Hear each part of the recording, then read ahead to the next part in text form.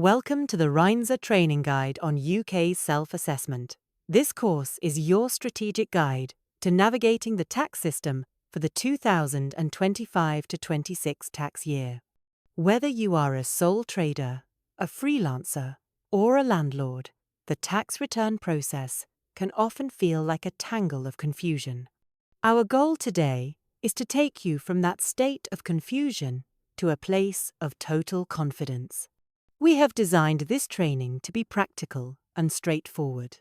We will move away from simply memorizing complex legislation and instead focus on a logical process that gives you control over your finances. By the end of this session, you will understand exactly who needs to register, how to lower your tax bill legally using allowances, and how to avoid the common penalties that catch so many people out. Let's begin your journey to mastering your tax return. Navigating self-assessment is not about memorizing 1,000 different rules.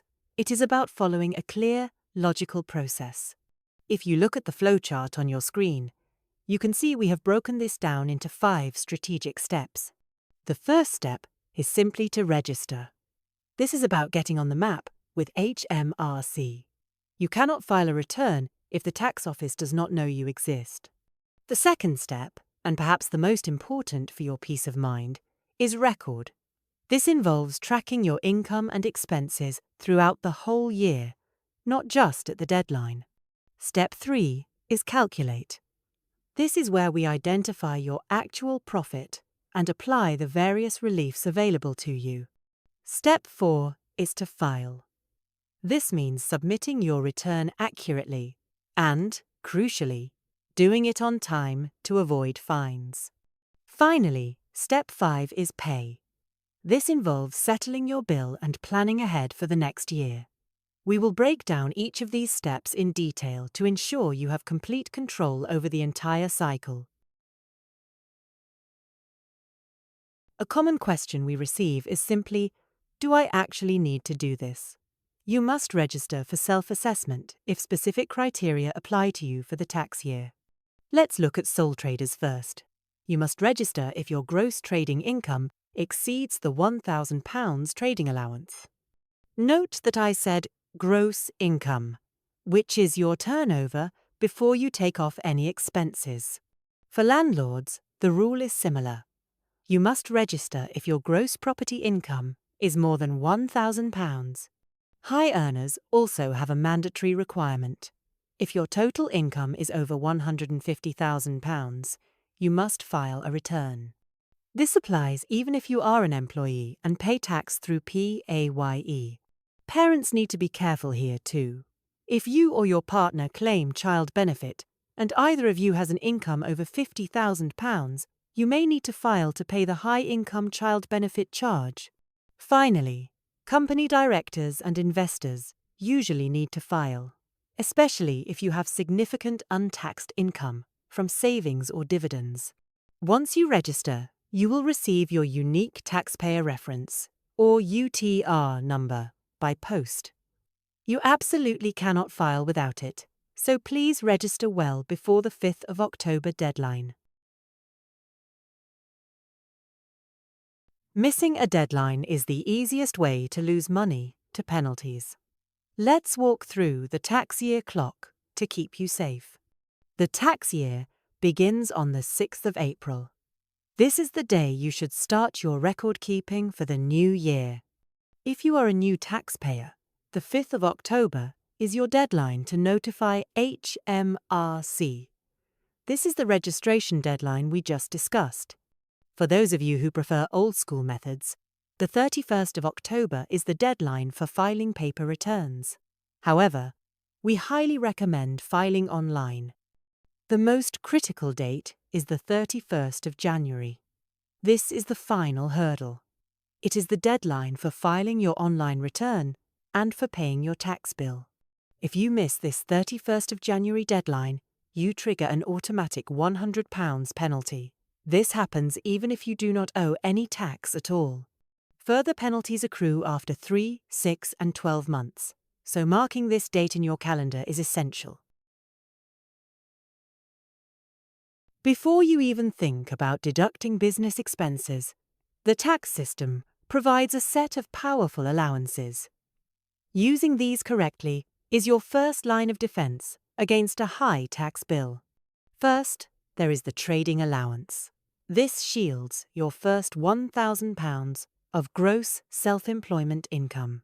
If you have property income, there is a separate property allowance, which also shields the first £1,000 of rental income. Here is a strategic choice you need to make. For trading or property income, just over £1,000, you can choose to claim your actual expenses, or you can claim the £1,000 allowance. You cannot claim both. You should calculate both options and choose whichever one gives you the lower taxable profit. There are also allowances for investors. The Dividend Allowance means the first £500 of dividend income is tax-free. Additionally, the Personal Savings Allowance allows basic rate taxpayers to earn up to £1,000 of savings interest tax-free. Finally, do not forget the capital gains exemption, which makes your first £3,000 of gains tax-free. Your tax return is broken down into different sections, or supplementary pages, depending on the type of income you receive. Self-employment income is reported on Form SA 103. This includes all your turnover before expenses. Income from UK property, including both residential and commercial lettings, goes on Form SA 105. Dividends from company shares are reported on the main SA 100 form. Be aware that these are taxed at different rates. For the current tax year, the basic rate is 8.75%, while the higher rate is 33.75%. Savings interest also goes on the main form. This includes interest from bank accounts that is above your personal savings allowance. Finally, profits from selling assets like property or shares are reported on Form S A108. There is a special reporting rule here. If you sell a UK residential property that is not your main home, you must report and pay any capital gains tax within 60 days of completion. Do not wait for your annual tax return to handle this specific type of gain. Now, let's look at how to lower your tax bill. The golden rule for sole traders is that expenses must be wholly and exclusively for business purposes. You can claim for office and premises costs, which covers rent, insurance, and utilities. If you work from home, you have two options. You can use the simplified method, which offers a flat rate of £10, £18, or £26 per month depending on your hours. Alternatively, you can calculate the actual costs by working out the business proportion of your bills. Be careful with the actual costs method, as claiming exclusive business use of a room can sometimes impact your capital gains tax relief when you sell your home. For travel, you can claim mileage rates. For cars and vans, you can claim 45 pence per mile for the first 10,000 miles and 25 pence per mile thereafter. This covers all running costs, so you cannot claim for fuel or insurance separately if you use this rate. Finally, do not forget professional fees like accountancy charges and business insurance. Asterisk. Practical tip. Asterisk. Keep a log of your business mileage throughout the year. It is much harder to reconstruct this retroactively. For landlords, maximizing deductions requires understanding a few specific rules. You can deduct running costs such as letting agent fees, ground rent, service charges, and legal fees for renewing short leases. There is a critical distinction you must understand between repairs and improvements. A repair restores an asset, like fixing a broken boiler or repainting a room. Repairs are deductible now. An improvement enhances the asset, like building an extension. Improvements are capital costs and cannot be deducted from your rental income. However, there is a helpful rule called the modern equivalent rule. If you replace an old item with its modern equivalent, like replacing a standard boiler with a modern condensing one, this is still considered a repair. You can also claim for the replacement of domestic items. This covers replacing movable furniture and appliances. Note that this does not apply to the initial furnishing of a property, only replacements. Finally, remember the mortgage interest restriction. You can no longer deduct mortgage interest from your rental income. Instead, you receive a tax credit equal to 20% of your finance costs. To keep you safe from an HMRC inquiry, let's highlight the expenses you must never claim. First is entertainment and hospitality. Regardless of whether it is for a business purpose, you generally cannot claim tax relief for entertaining clients. Second, fines and penalties are not allowable. This includes parking tickets. The tax system does not subsidize breaking the law. Everyday clothing is another common trap. You cannot claim for clothing that forms part of an everyday wardrobe, even if you wear it to work. You can only claim for protective clothing or a specific uniform. Initial professional training is also excluded. Courses to acquire a new skill are considered capital expenditure. You can only claim for training that updates or maintains an existing skill. Lastly, drawings are not expenses. Money you take out of the business for personal use is your profit distribution, not a business cost. When you buy business assets like equipment or machinery, you claim capital allowances rather than simple expenses. The most powerful tool here is the Annual Investment Allowance, or AIA. This allows you to deduct 100% of the cost of most plant and machinery in the year you buy it. The limit is currently £1 million per year, which covers the needs of almost all small businesses. This applies to items like computers, tools, and vans. However, cars are treated differently. You cannot use the AIA for cars. Instead, the allowance depends on CO2 emissions. If you buy a new electric car with zero emissions, you get a 100% first-year allowance. This makes electric cars an extremely tax-efficient choice for business use. For cars with higher emissions, you enter a pool system where you can only deduct 18% or 6% of the value each year. Remember, for any vehicle, you must only claim the business use proportion of the cost. When it comes to actually filing your return, you have two choices, but one is clearly superior. We strongly recommend filing online. The deadline is the 31st of January. The online system calculates the tax for you automatically and instantly. You get immediate confirmation of receipt, and it is easy to make amendments if you realize you made a mistake. Filing on paper has an earlier deadline of the 31st of October. It is a manual process where HMRC does the calculation for you, but you have to wait for the post to know your position. Your return consists of the main form, called SA100, plus supplementary pages that act like chapters for your specific income types.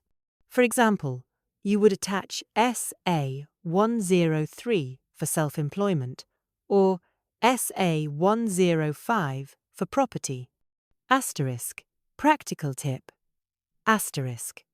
Always keep a copy of your submitted return and all supporting records for at least 5 years or 6 years if you are self-employed. Payments on account often catch people by surprise in their first year. They are essentially advance payments towards your next year's tax bill. They apply if your last tax bill was over £1,000, unless you have already paid more than 80% of your tax at source. Here is how the math works. You make 2 payments. The first is due on the 31st of January, which is 50% of your previous year's bill. The second payment is due on the 31st of July, covering the other 50%. This means on January 31st, you are often paying the balance of the year just finished, plus the first half of the year in progress. This can result in a large cash outflow if you have not saved for it. If you know your income will be lower this year, you can formally apply to reduce your payments on account through your HMRC online account. But be cautious. If you reduce them too much, you will be charged interest on the shortfall when you file your final return. The tax landscape is changing with Making Tax Digital, or MTD. This is HMRC's plan to replace the annual tax return with digital record keeping and quarterly updates. For self-employed individuals and landlords with income over £50,000, MTD becomes mandatory from April 2026. From April 2027, the threshold drops to £30,000. Under MTD, you will need to keep digital records using compatible software like Xero or QuickBooks. You will submit summaries of your income and expenses to HMRC every 3 months, followed by a final declaration by the 31st of January. The best way to prepare is to start using cloud accounting software now. This will make your transition seamless when the mandate officially begins for you. Before you start, gather your intel. You will need your UTR number, your P60s from employment, and all records of business income and expenses. Do not forget your bank interest statements. During filing, execute with precision. Complete all the relevant supplementary pages and ensure you have claimed every allowable expense and allowance we discussed today. The online system will handle the calculations for you. After submission, secure your position. Save your submission confirmation receipt immediately. Note exactly how much tax is due and set a reminder for the payment deadline. Finally, store all your records securely for 6 years to protect yourself in case of an audit. This final slide is a reference sheet for the 2025 to 26 tax year rates. You can see the personal allowance is set at £12,570. Income between this amount and £50,270 is taxed at the basic rate of 20%. The higher rate of 40% applies to income up to £125,140, after which the additional rate of 45% kicks in. Also listed are your key allowances for trading, property, and savings, as well as the national insurance rates for the self-employed. Please use this manual and these slides as your constant reference. Thank you for training with Reinzer, and good luck with your tax return.